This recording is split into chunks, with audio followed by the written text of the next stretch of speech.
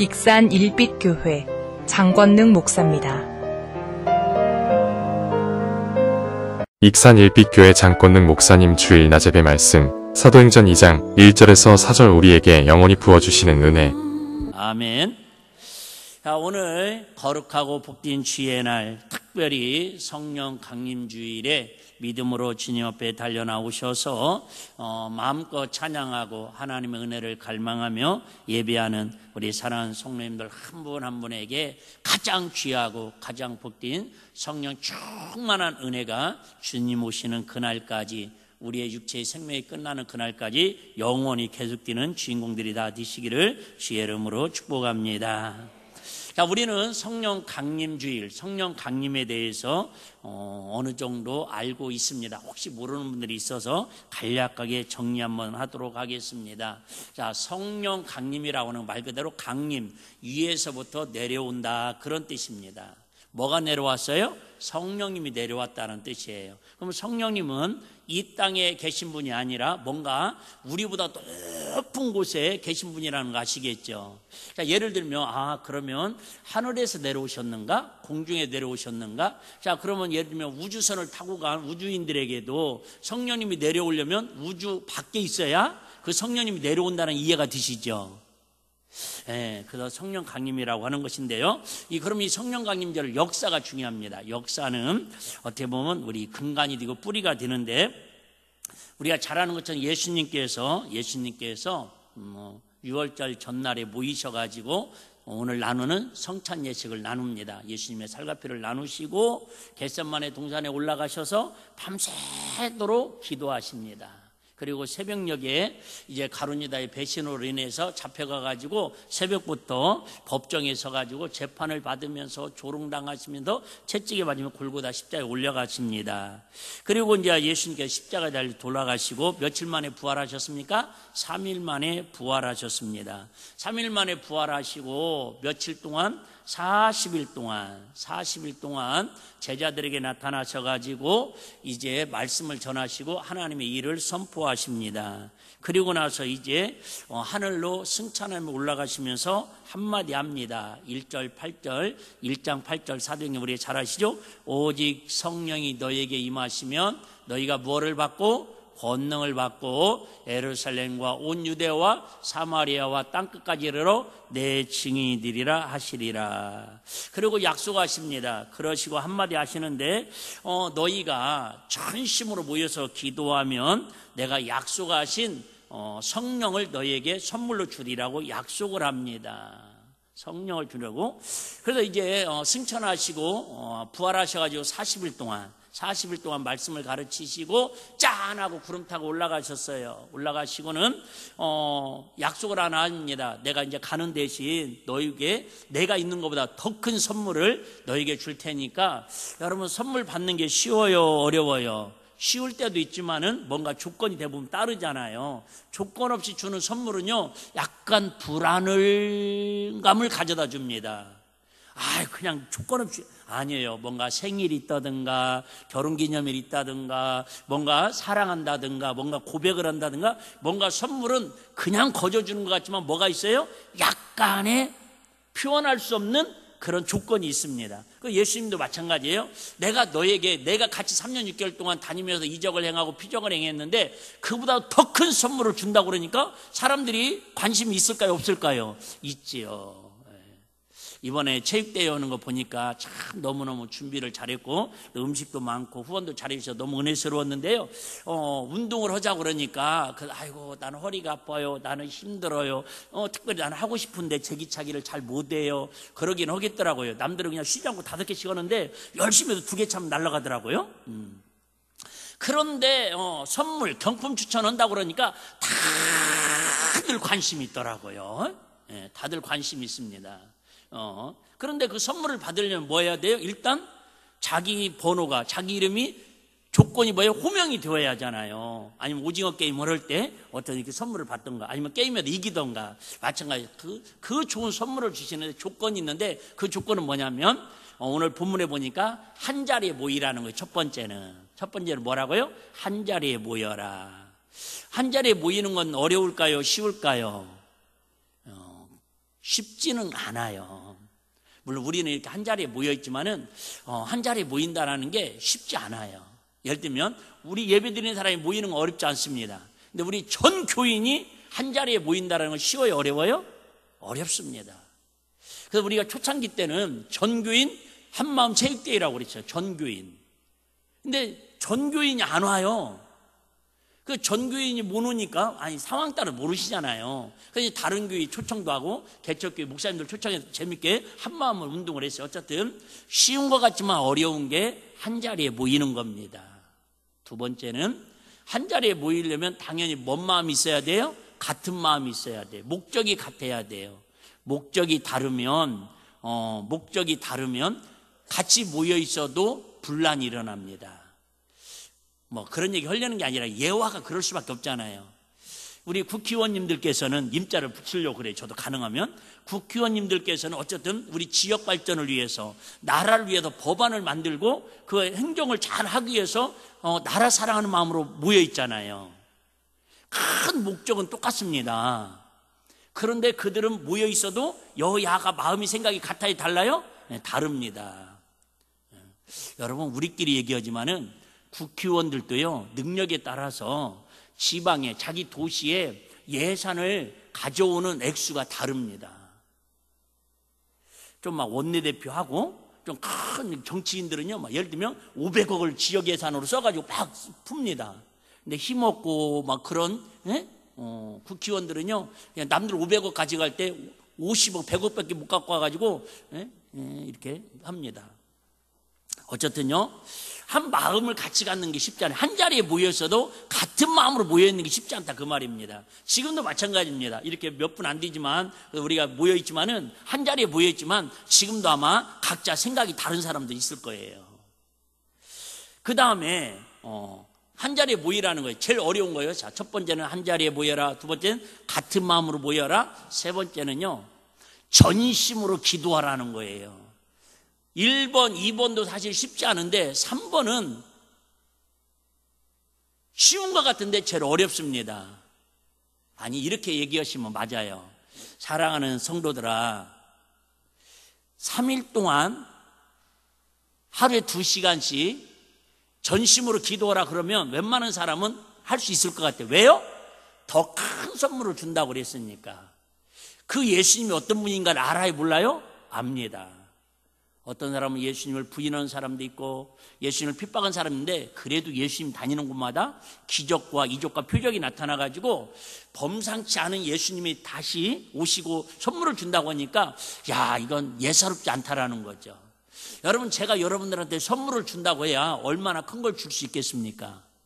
근데 생각을 해봐요. 자, 제가 여러분들한테 선물을 준다고 합시다. 그런데 만약에 대통령이 여러분에게 또 취임 기념으로 선물을 준다고 생각해 봅시다. 뭘 준다는 건 얘기 안 했어요. 근데 예를 들면 뭐 우리나라는 이제 제일 큰 기업이 어쨌든 삼성이니까요. 삼성 회장님이 우리에게 선물을 준다고 생각합시다. 그럼 어떤 사람이 주는 선물이 제일 크다고 생각을 해요? 당연히 1번이겠죠. 뭐 담임 목사가 주는 선물. 자꾸 우리는 물질로 계산을 하는 거예요. 근데 우리 인간적인 생각으로는 당연히 그룹 회장이 주는 선물이 세상적으로는 큰 걸 준다고 생각하지 않겠냐 그 말이죠. 예수님이 이렇게 능력 있는 분이 큰 선물을 준다고 하니까 기도는 하긴 해야겠는데 그 할 만한 가치가 있는가를 따져봐야죠. 그런데 예수님이 막연하게 얘기를 하십니다. 전심으로 기도하라고만 하고 며칠이라고 쓰지 않고 몇 날이 못 뛰어. 시작. 몇 날이 못 뛰어. 여러분 그런 거 있잖아요. 식당에 가서 뭐 먹을 거냐고 서로 메뉴를 물어볼 때 아니 또 뭐 이렇게 음식을 만들 때 이렇게 뭘 만들어 볼 때 제일 어려운 메뉴가 뭐라고요? 적당히. 적당히가 제일 어렵습니다. 부부싸움을 하다가도 이렇게 혹시 안 하지 않아요? 그래도 하다가도 하는 얘기가 그러잖아요. 좀 불리하거나 좀 이렇게 지나치다 보면 적당히 합시다. 적당히 넘어갑시다. 참 좋은 것 같아요. 서로 마음이 상할 수 있어요. 서로 의견이 다툴 수 있어요. 그런데 그 다툼이나 다름을 갖다가 뭐예요? 적당히 화해하고 적당히 넘어갈 수 있는 게 지혜인 것 같아요. 근데 몇 날이 못 뛰어. 이 말은 뭐예요? 적당히도 아니고 적당히보다 좀 더 우리가 생각할 몇 날이 못 뛰어니까 가볍게 느껴지지 않아요? 뭐 길어봤자 3, 4일? 어쨌든 너무 서론이 길어졌는데요. 그래서 이제 500명이 모였습니다. 근데 그 당시에 제가 이렇게 길게 얘기하는 건 지금처럼 평안한 시대가 아니라는 거예요.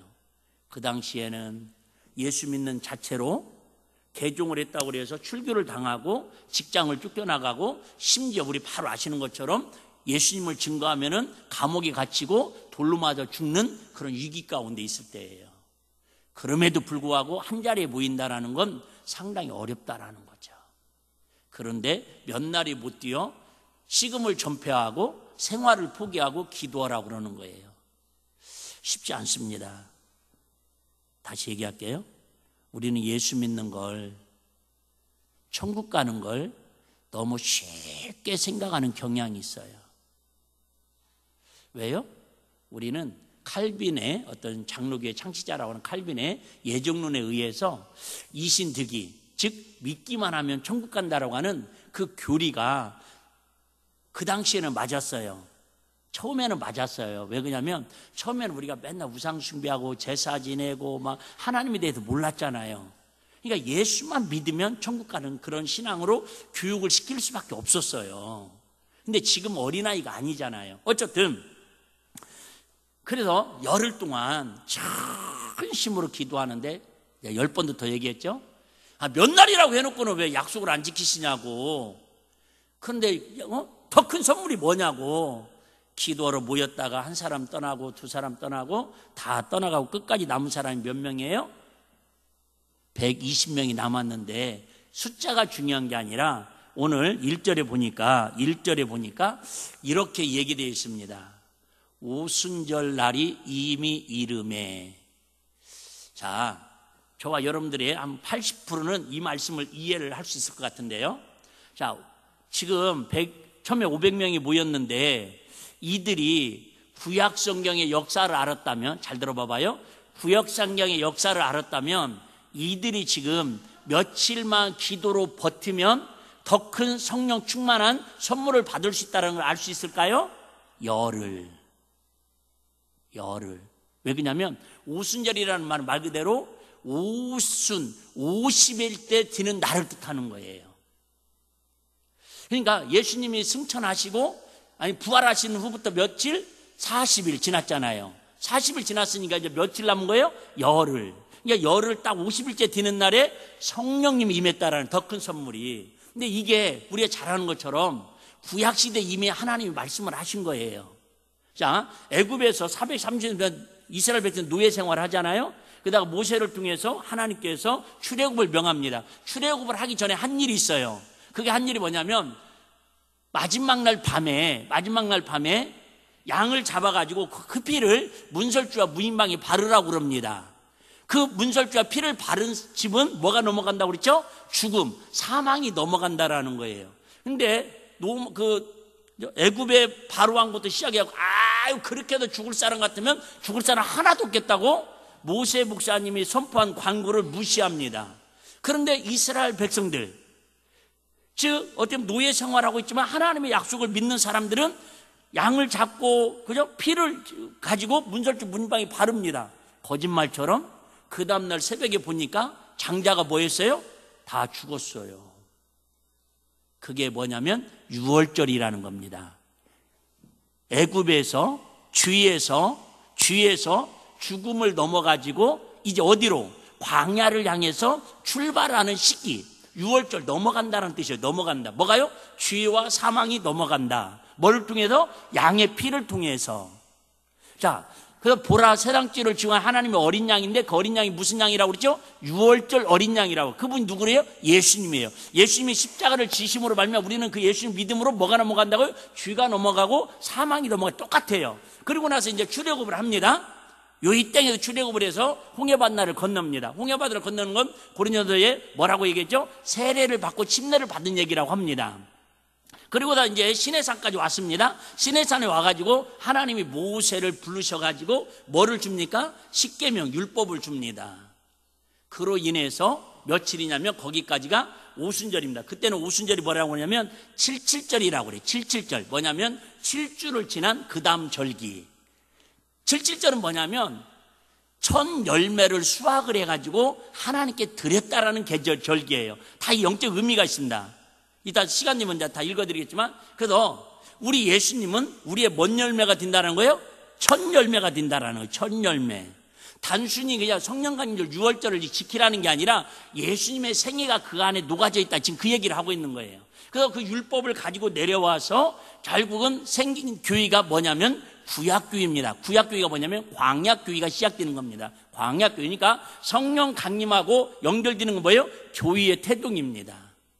우리가 아는 것처럼 제가 그러잖아요. 우리 일빛교회는 물론 3월 1일이 설립기념일이지만 이 성령 강림절은 온 지구촌에 있는 모든 교회가 하나님이 기뻐하는 교회 생일인 겁니다. 이해되시면 아멘. 교회가 태동된 날이에요. 교회가 태동된 날. 자, 그렇게 해서 율법을 받은 날이기도 하고 동시에 구약교회가 시작된 날입니다. 그리고 성령 강림은 성약교회가 시작되는 날입니다. 자, 그러면 1절에 보신 것처럼 그들이 한 곳에 모였더니 이미 예수님은 하늘로 올라가셨는데 구심점이 없는데 한 집에 같이 한 곳에 모이기가 쉬워요? 어려워요? 어렵습니다. 그나마 예수님은 모였다면 오병이의 기적을 행하시고 죽은 자를 살리고 무리를 걸어가시니까 사람들이 구심점이 모여집니다. 여러분 그런 거 있잖아요. 그래도 부모님이 살아계실 때는 명절 때나 이렇게 생일 때나 거의 형제들이 그래도 특별한 일 아니면 구심점이 부모님을 중심으로 모여집니다. 그리고 이제 장례 끝나고 사무제 오면서 그런 얘기 들어도 형제간에 이제 이렇게 이런저런 얘기하면서 아이고 어머니 아버님 돌아가셨지만 그래도 형제간에 위하기 위해서 우리가 명절에도 이렇게 모이고 이렇게 형제간에 더 이렇게 친목을 다지자고 잘 돼요 안 돼요? 거의 90% 가정들은 쉽지 않습니다. 여러 가지 상황으로 구심점이 없어진 거예요. 지금 예수님도 마찬가지예요. 예수님이 계실 때도 모이는 게 쉽지 않았는데 예수님이 하늘나라로 가셨는데 모인다라는 게 쉽지 않습니다. 여러분들이 이번 체육대회도 마찬가지고 오늘 이 예배도 마찬가지고요. 이처럼 예수님이 직접 오시지도 않았는데 그래도 주의 이름으로 이렇게 한자리에 모여가지고 한마음으로 예배 드린다는 게 여러분 우리 의지가 아니고 우리가 잘남이 아니고 전적인 하나님의 은혜가 저와 여러분 마음속에 있기 때문에 가는 건 줄 믿으시기를 바랍니다. 그러니까 감사한 거예요. 네? 여러분 오늘도 갈 데가 얼마나 많아요. 네? 오라는 사람은 없지만 갈 데는 많잖아요. 할 일이 또 얼마나 많습니까? 그럼에도 불구하고 먼 마음을 주셔서 하나님께 먼저 예배하는 마음을 주셔서 이곳으로 인도한 줄로 믿습니다. 그래서 이제 120명이 정말 그 당시에 모일 수 있는 상황이 아니에요. 왜? 모여있는 자체만으로도 유대교인들한테 사내들인 공의한테 지금 핍박을 당하고 손해를 볼 수 있는 위치입니다. 솔직히 지금은 여러분 교회 다닌다고 손해 봅니까? 안 봅니까? 크게 손해는 안 보잖아요. 아니 물론 조금 손해볼 때도 있습니다. 자, 이 시대는 더군다나 정말 모이기가 쉽지 않은 시대입니다. 우리 잘 아는 것처럼 디모데후서 3장 15절에는 이 시대를 이렇게 표현하고 있습니다. 자, 제가 빨리 한번 읽어보겠습니다. 디모데후서 3장 15절부터 너는 이것을 알라. 말세에 고통하는 때가 이르러 사람들이 이르리니 사람들은 자기를 사랑하며 돈을 사랑하며 자긍하며 교만하며 회방하며 부모를 거역하며 감사치 아니하며 거룩하지 아니하며 무정하며 원통함을 풀지 아니하며 참수하며 절제하지 못하며 싸나우며 선한 것을 좋아 아니하며 배반하여 팔며 조급하며 자고하며 시작 쾌락을 사랑하기를 하나님 사랑하는 것보다 더하며. 그래, 이 시대의 특징을 얘기하는데 다 맞습니다. 읽으면 읽을수록 어쩜 이 시대와 똑같아요. 그런데 그 중에 특별히 뭐냐면 4절 다 잡혀 보면요 뭐예요? 쾌락을 사랑하기를 하나님 사랑하는 것보다 더하도다. 지금은 여러분 자극적인 음식도 자극적이고 모든 모임도 자극적이고 쉽게 말하면 재미가 없으면 그전에는 삶에 약간 의미를 뒀습니다. 꼭 그런 건 아닌데 삶에 뭘 뒀다고요? 의미를 두고 살았습니다. 음식을 만들더라도 뭔가 의미를 두었습니다. 의미를 뒀어요. 색깔별로 의미를 두고 뭐 방향별로 이렇게 뭐 예를 들면 뭐 옛날에 결혼할 때 뭐 이바지 음식이야 뭐 이런 것도 의미가 다 있었잖아요. 지금은 젊은이들은 의미보다는 뭐예요? 그냥 어쨌든 눈에 보이는 자극이 들면은 그걸 좋아하게 되어 있습니다. 쾌락. 내 몸이 좋으면, 내 몸이 즐거우면 그냥 마셔라 부어라 하여튼 육체의 감각을 자극시키는 일에 혈안이 돼 있다라는 거. 이 시대가 뭐 하는 것보다 하나님 사랑하는 것보다. 여러분, 하나님을 사랑하는 것은 의미입니다. 아니, 의미보다 더 뭐예요? 죄송해요, 지루하고 고리타분하고 시대에 뒤떨어지는 따분한 일입니다. 그러잖아요. 왜? 매일 같은 말씀이에요. 그런다고도 하나님이 한 번씩 나타나가지고 졸고 있으면 딱 때려서라도 허허 내가 살아있는 거 알겠지. 아니면 가다가도 너 우측 300m만 가봐. 가봤더니 세상에 거기 5만 원짜리 돈이 떨어졌어. 아이고, 이런 횡재라도 한번 보면 여러분 얼마나 하나님 믿는 게 재밌겠어요? 안 재밌겠어요? 저는 재밌을 것 같아요. 막 주여 그랬는데 막 이렇게 여기 막 하늘에서 그죠? 막 돈다발이 막 이렇게 막 그죠? 일주일 동안 믿음 생활 잘한 사람들한테는 500만 원 떨어지고 그냥 주일날만 딱 한 번 온 사람들은 막 700만 원 떨어지고 막 그러면 여러분 교회 오라고 설교 잘 들으라고 얘기할 거 있을까 없을까요? 없을 것 같아요. 근데 하나님은 진짜 제가 중학교 3학년 때부터 지금 다녔는데 중학교 2학년 때 3학년 다녔는데 지금까지 한마디로 말하면 좀 지루하신 하나님. 그나마 지금 목사 되니까 좀 이렇게 재밌게 어쨌든 살죠. 진짜 학생 때 저는 일부 예배도 드렸거든요. 매일은 아니지만 주일날 새벽 예배도 드렸거든요. 2부 예배도 드렸고요. 주일학교 오후에 드리는 보조기사로도 참석을 했고요. 저녁 예배도 드렸고요. 보통 주일날은 5번 정도 예배를 드렸거든요. 학교 다닐 때 믿거나 말거나. 그런데 진짜 새벽 예배부터 저녁 예배까지 지금 딱 한마디로 요약하자면 지루한 시간. 지루한 시간. 새벽 예배는 진짜 지루하고요. 일부 예배는 진짜 따분하고요. 주일 낮 예배, 대예배 때는 장로님의 기도 하여튼 7, 8분 하고 나면 진짜 진이 빠지고요. 저녁 예배 때 할머니 권사님 기도하면 17분, 18분 하고 나면 기절했다 일어나고요. 기절합니다, 진짜. 그런데 모르겠어요. 저는 지금 하나님 앞에 내가 고백할 수 있는 것은 그렇게 재미없고 그렇게 지루한 예배를 교회 다니는 것을 일주일 동안 학교 다니는 것보다 주일날 하루 교회 가는 걸 더 설레이고 더 좋아하고 더 기뻐했다라는 사실. 믿거나 말거나. 네. 저는 방학 때는 얘기했잖아요. 방학 때는 저는 막 구역예배도 쫓아다녔다니까 학생 때. 구역예배가 제일 그나마 은혜스럽고 재밌어요. 왜? 먹을 거라도 많잖아요. 네. 여러분, 지금 이 시대가 그런 시대예요. 옛날에는 그도 꾸벅꾸벅 졸면서도 지루하면서도 그냥 예배 시간이니까 참석을 했어요. 근데 지금은 열린 예배다, 뭐 오픈 예배다, 뭐 셀이다, 뭐 이런 거 해가지고요. 계속 자극적이지 않고 재미가 교육 쪽 같아도 재미가 없으면 이제 예배가 아니라고 자꾸들 지루해하고 있어요. 좀 죄송한 표현이에요. 여러분, 예배는 재미가 아니라 예배는 즐거움이 아니라 지루한 가운데서도 말씀을 통해서 하나님 영적인 부어진 은혜를 통해서 하나님 인격적으로 만나는 설렘이 있으면 그 기쁨이 치고인 줄로 믿습니다. 우리는 성령 충만하고 은사 충만하고 잠깐씩 헷갈릴 때가 있어요.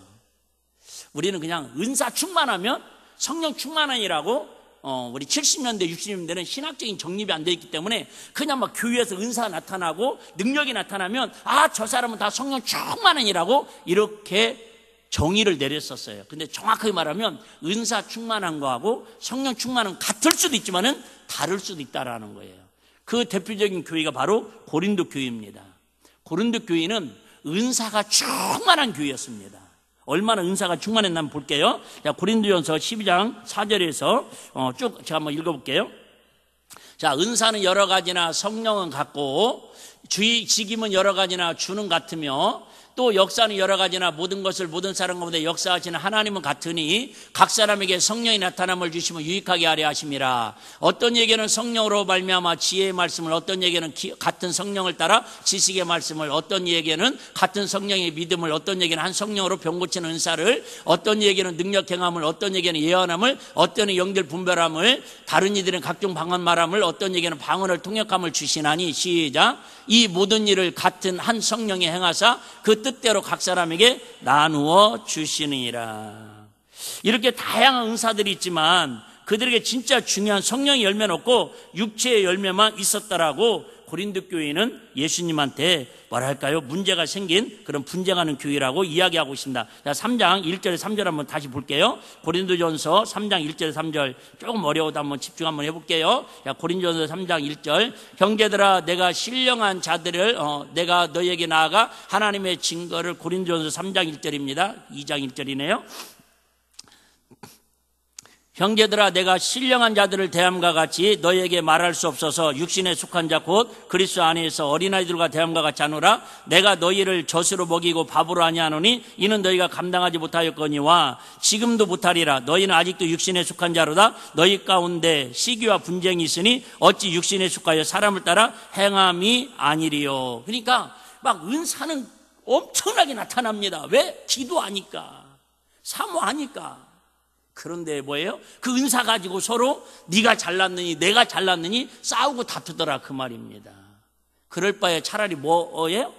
여러분 그런 거 비슷해요. 집에 막 어떤 형 그죠? 장남은 막 돈을 500억 가졌어. 아니 대부분은 장남이 가난해야 문제가 되더라고. 예. 장난하는 막 쫄딱 사업이 해갖고 막 집 팔아 눈 팔아 다 망했어. 근데 둘째 셋째는 막 사업이 잘 되고 막 시집간 딸도 잘 돼가지고 막 부자야. 예? 그런데 모이면은 그러죠? 아이고 장남이 돼가지고 말이야 우리 아버지 재산 다 갖다 말아먹고 말이야 우리 여러분 그런 분쟁하면 돼요 안 돼요? 안 되잖아요. 성경이 나온 것처럼 가난할지라도 집에 정말 초가상간에 살지라도 서로 화평하고 우애하는 게 복이라는 것처럼 여러분 교회에서 좀 은사 없어도 이제 막 불을 끌어내리는 능력 없어도 서로 마음을 하나 되고 서로 알아주고 서로 위로해주고 서로 이해해주고 서로 안아주고 그러게 어떻게 보면 성령님이 더 기뻐하는 교회가 될 수 있다 그 말이 할렐루야. 근데 우리는 막 대부분 어떤 사람들을 지금까지 선호해 왔어요? 막 은사 충만한 사람들. 왜? 아까 있잖아요. 자극적이고 뭔가 눈에 보여야 사람들이 마음을 현혹시킬 수 있으니까. 자, 그러면 무엇 때문에 우리에게 날마다 성령 충만함을 사모하라고 예수님께 이렇게 말씀하십니까? 에베소 4장 22절 24절인데요. 너희는 유혹의 욕심을 따라 썩어져가는 구습을 쫓는 옛사람을 벗어버리고 오직 심령으로 새롭게 되어 하나님을 따라 의와 진리의 거룩함으로 지으심을 받은 새 사람을 입으라. 한마디로 말하면 왜 우리가 성령 충만을 받아야 하냐면 우리는 썩어져가는 구습을 따라간다. 지금 주의 노예로 살아갈 수밖에 없다라는 거예요. 그래서 우리 마음을 새롭게 해가지고 뭐예요? 새 사람이 되라는 거예요. 새 사람. 옷을 새 옷을 입어도 기분이 좋아지는데 여러분 성령 충만 한마디로 말하면 우리 하나님보다 쾌락을 더 사랑하고 영적인 것보다 육신 거를 더 사랑하는 마음을 새롭게 바꿀 수 있는 힘이 뭐밖에 없다라는 거예요? 성령 충만밖에 없다라는 거예요. 그래야 우리가 새 사람이 된다라는 거예요. 그런 거 있잖아요. 어제 우리 인천에 사는 우리 이렇게 친구가 왔더라고요. 첫 마디가 뭐냐면 10몇 년 만에 보는 것 같아요. 거의 20년 가까이 된 것 같은데 첫 마디가 뭐냐면 와, 몇 개 살쪘냐 그러더라고요. 그렇게 많이 찌진 않았거든요. 그때보다 한 7, 8kg 더 쪘는데 10몇 년 동안 나이 먹으면서 이 정도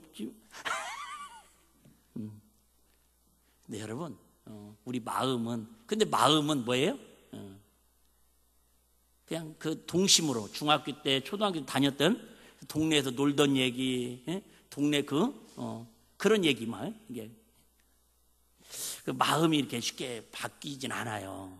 우리 마음이 근데 우리 세상적인 것 좋아하고 상대방에 대해서 어떤 이미지를 갖고 있는 마음이 바꿀 수 있는 유일한 힘은 여러분 선입관이나 이런 거 바꿀 수 있는 건 성령님이 들어오시면 나도 모르게 어느 순간에 그렇게 이해 안 되고 그렇게 꼴보기 싫은 사람이 성령님이 들어오면요, 내가 새 사람이 되잖아요.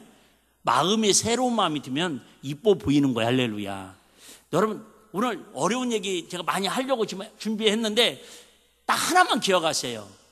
내가 지금 성령 충만한 사람인가, 아직 덜 충만한 사람인가, 딱 나 자신을 스스로 점검하는 사람은 모든 것들이 다 아름답게 보이고요, 모든 것들이 다 예쁘게 보이면 그 사람은 성령 충만한 사람이 거의 90% 가까운 사람이. 할렐루야. 그런데 막 금식을 일주일씩 하고 성경을 하루에 7시간씩 읽고 막 헌금을 막 그죠? 일주일에 막 500만 원씩 하고 그래도 막 헌금할 때도 막 짜증나고 막 그죠? 이거 누가 갖다 쓰는 거야? 어? 내가 이 돈을 왜 드려야 돼? 막 그러면서 하고 막 여러분 예배 찬양할 때도 막 인상 쓰고 막 그죠? 막 2살짜리 끌려가는 막 개처럼 막 여러분 아무리 그렇게 열심히 하더라도 성령 충만한 건 아니라는 거예요.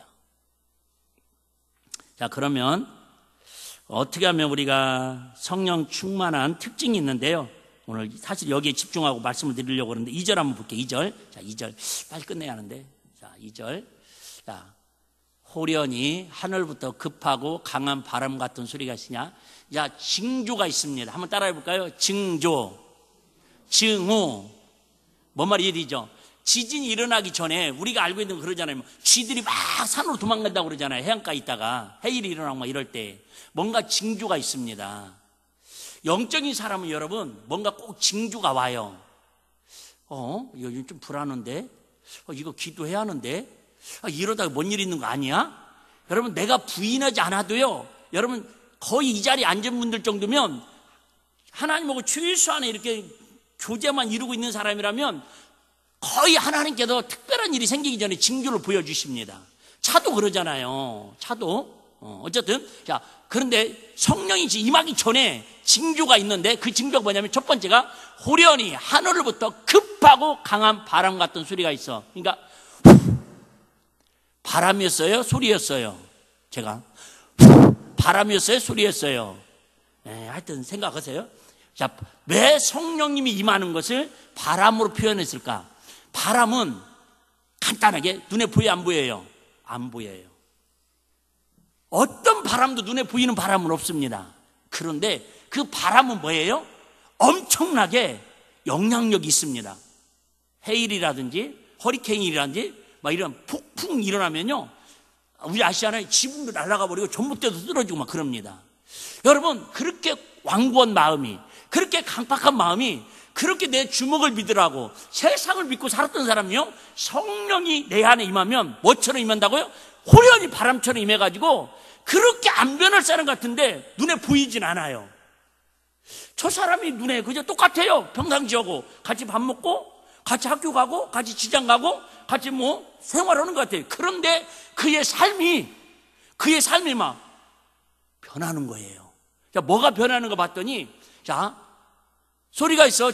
온 집에 가득하며 3절 뭐가 변하는 거 봤더니 이 얘기 기억하셔야 돼요. 불의 혀같이 갈라지는 것이 저에게 보여 각 사람 위에 임하였더니. 자, 불의 혀같이. 여러분, 불은 좋은 거예요, 나쁜 거예요? 좋게 쓰임 받으면 불보다 좋은 게 없지만 나쁘게 쓰이면 이것처럼 위험한 게 없잖아요. 근데 하필 왜 불의 혀같이 갈라졌다고 그랬을까? 다시 얘기해요. 성령이 임하면 결국은 우리 창세기 11장에 보면 처음에는요, 인류가 구음이 하나예요. 언어가 하나였습니다. 언어가 하였는데 사람들이 모여가지고 생각을 해보니까, 야, 우리가 더 높이 바벨탑을 쌓자. 하나님 앞에까지 더 가까이 가자. 그래서 바벨탑을 쌉니다. 그러니까 하나님께 위에서 바라보니까는 괘씸한 거예요. 왜요? 하나님을 대적하려고는, 하나님과 같이 들려고 그러는 거예요. 그러니까 이들의 마음을 흐트리기 위해서 하나님께서 갑자기 막 열심히 지금 막 탑을 쌓고 있는데, 열심히 탑을 쌓고 있다가 다른 언어를 쓰게 하는 거예요. 이 사람은 일본어, 이 사람은 미국, 이 사람은 영어, 이 사람은 막 한국말을 쓰니까는, 예를 들면 망치 달라고 하니까 막, 그죠? 막 이렇게 하여튼 드라이버 주고 드라이버 달라니까 막 예를 들면 막 이게, 그러다 보니까 서로 야샤샤 막 싸워가지고요, 바벨탑 우르르 무너집니다. 그래서 그때부터 뭐가 시작된 거예요? 주의의 대가로 사람들의 말로 갈라지기 시작합니다. 말이 다르니까 찢어지기 시작해요. 여러분, 그래서 제일로 살면서 폭포한 게 뭐냐면, 아우, 30년을 살았는데 왜 이렇게 내 말귀를 못 알아들어? 왜 이렇게 내 말귀를 못 알아들어? 애들한테도 그런 얘기하지, 잔소리하다가, 너는 왜 이렇게 엄마 말을 못 알아듣냐? 엄마 말을 못 알아듣냐? 내가 영어로냐? 미국어로냐? 지금? 한국말을 왜 이렇게 못 알아듣냐? 왜 이렇게 못 알아듣냐? 왜요? 여러분, 마음에 각자 생각하는 게 다르니까 그래요. 근데 사도행전을 통해서 지금 불의 혀같이 임했다라는 말은, 성령이 불의 혀같이 임했다라는 것은 뭐예요? 우리 마음속에 있는 하나님을 대적하는 마음, 쾌락을 향하는 마음을 불로 태워버려가지고 바람으로 휙 날려가지고 그 안에 새로운 마음을 공급하셔가지고 우리의 혀로, 야고보서에 나오죠? 우리 혀로 살리는 언어를 사용하기를 원한다는 거. 할렐루야. 그래서 여러분, 뭐 저부터 시작해서 모르는 사람 없습니다. 정말로 혀만 잘 사용해도, 다시 얘기할게요. 여러분, 아무리 성령 충만한 사람이라고 주장을 하더라도 혀를 가지고 죽이는 일에 쓰고 뭔가 찢는 일에, 죽이는 일에, 분리하는 일에 쓰임받으면 그 사람은 성령 충만한 게 아니라는 거예요. 저번에 말씀드린 성령 충만은 여러분 소금처럼 치듯이 서로 뭐하게 하는 거예요? 화목하게 하는 거라는 거예요. 한국교회가 우리 오순절 막 방언하고 막 하늘산이나 막 은사 중심으로 오다 보니까 그 필요했다니까, 그 당시에는. 그러니까 뭐 잡는 게 뭐라고 막 그 충만한 사람들이 어떻게 보면 대장노릇 했어요. 대장노릇. 그래서 막 방언도 못하고 막 그저 은사도 없고 통역도 못하고 예언도 못하고 환상도 못하고, 그러면 막 우리는 주눅 들어가지고, 그런 분위기로 교회들이 지금 가고 있다, 그 말이에요. 물론 그게 필요합니다. 양날의 검인데 필요한데요, 그보다 더 중요한 건 성령 충만은 딱 한마디로 말할게요, 인격이 돼야 한다라는 거예요. 아유, 목사님, 예수 안 믿는 사람보다, 얘기했잖아요. 예수 믿는 사람보다 예수 안 믿는 사람이 인격적으로 더 훌륭하고 더 똑똑한 사람들 많던데요. 맞아요. 그게 우리의 숙제가 돼야 돼요. 실수한 우리의 언어가 안 믿는 사람들보다는 더 은혜롭고, 아는 사람들이, 야, 저 사람 진짜 교회 다니더니 예수 믿더니 뭐가 변했다? 언어가 변했다. 얘기했잖아요. 바로 나타나는 게. 모든 사람들에게, 그죠? 모든 사람들에게 4절, 저희가 다 성령의 충만을 받고 성령이 말하게 하심을 따라 다른 방언으로 말하게 하심을 시작하니라. 그러니까 내가 하고 싶은 말을 하는 게 아니라, 성령 충만은 내가 하고 싶은 말을 하는 게 아니라 성령님이 주인 되셔서 내가 하고 싶은 말을 성령님 대신에 하시는 게 성령 충만의 표다, 그 말이에요. 좀 어렵나요? 어렵습니다. 왜? 내 말 가지고, 내 마음 가지고, 내 지식 가지고 내가 하고 싶은 대로 해야지. 어떻게, 몸은 난데 내가 그동안 들은 경험이 있고 지식이 있는데 이걸 다 포기하고 내 안에 성령님께서 하게 하시는 대로만 말을 하라는 거예요. 여러분, 그게 쉬운 일은 아닙니다. 그런데 우리가 자꾸 훈련하고 하나님께 맡기면 그래도 우리를 통해서, 다시 얘기할게요, 제일 멋있는 사람, 변화되어서 성화되어 가는 사람, 제일로 추한 사람, 변질되어 가는 사람. 저와 여러분은 오늘 성령 강림절을 통해서 주님 앞에 좀 더 변화되어서 성화되는 삶을 살아가고 있습니까? 아니면 나는 시간이 가면 갈수록 변화되고 성화되기보다는 변질되어서 부패되고 썩어져가고 누군가에게 악한 영향을 끼치는 일은 없는가, 한 번 정도 생각하면 좋겠다는 생각이 듭니다. 자, 그러면 어떻게 하면 우리가 성령 충만함을 받을 수 있을까? 저녁에 이어서 말씀을 드리도록 하겠습니다. 시간 관계상 하나만 더 정리하고 마치겠습니다. 성령 세례하고 성령 충만이 있습니다. 자, 이렇게 생각하면 되겠어요.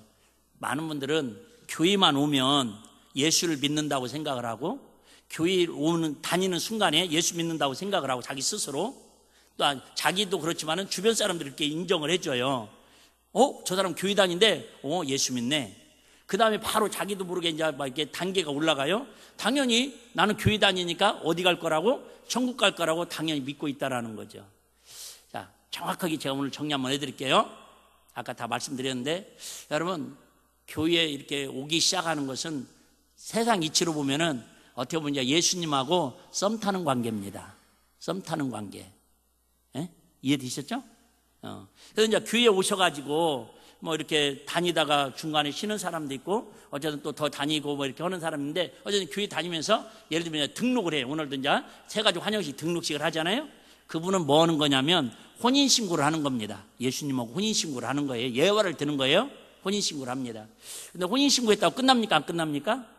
우리 연예인 이상민 씨는 결혼식도 안 하고 혼인신고 먼저 했다고 그러잖아요. 그런데 성령 세례는 뭐와 같으냐면 결혼식과 같은 겁니다.